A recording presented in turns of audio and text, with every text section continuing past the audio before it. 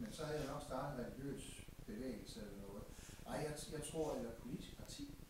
Der er en, der hedder nazisten her. Man kunne godt. Jeg tror, at jeg bare ved, at der er klangbund, fordi vi er mennesker, som jeg sagde på et eller andet tidspunkt tidligere, og det er det, der binder os sammen. Vi har det der sprog, og det er der, den ringer, nu synes jeg Højgaard igen, at det er det, der er mit ærne, at lave sprog. Og så jeg kan kun håbe, og jeg er ikke helt ligeglad med, om vores bog bliver solgt, men jeg er ligeglad med, om nogen kommer og siger, kunne du ikke gøre det sådan lidt mere spiseligt, eller skal der nu også stå pudsel? Er det virkelig nødvendigt? Sælger det?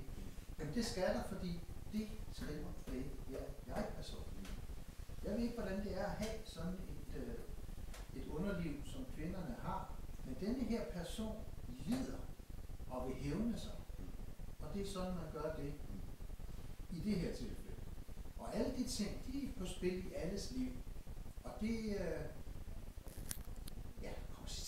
det er ikke noget, jeg tror, det er noget, jeg ved. fordi det er menneskets vilkår, som skal beskrives der. Det er også det, kunsten skal. Altså. Men det er jo også en forholdsvis moden erkendelse, kan man sige. Ja. Altså, er det ikke det, du siger, at du ved godt, at de andre, så at sige, at vi alle er i en eller anden forstand, som vi nu er, med hinanden, frem for at hæve sig op på et eller andet, hvor man måske kan sige, at man er helt anderledes. Jeg tror, der er et eller andet, der er almen, men du har samtidig en vild, som jeg læser, en ret vild og voldsom drift til at komme frem med nogle ting. Ja, der er en fascination også af det djævelske og det farlige. Ja. Er det skønt, når det er frygteligt, for eksempel? Ja, det er det. Og det er sådan lidt en dyd af nødvendigheden, fordi det frygtelige er der altid. I min tilværelse har det altid været der. Og det kan ikke bare nedkæmpes. Det kan inddæmmes, så jeg ikke går rundt og er sindssyg hele tiden. Eller noget, der ligner det, når man går op og ned ad gaden.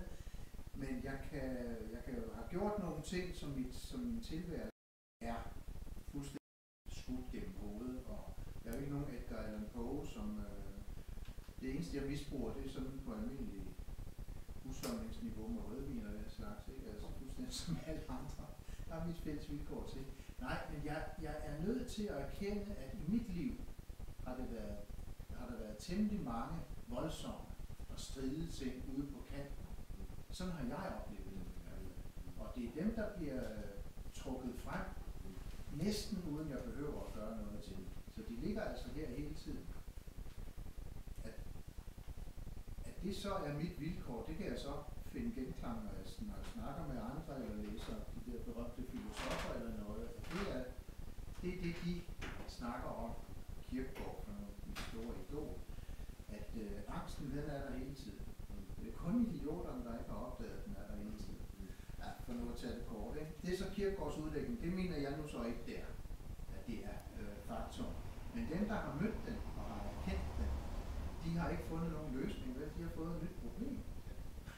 Altså, det er jo det, det handler om. Men nu får vi tilbage til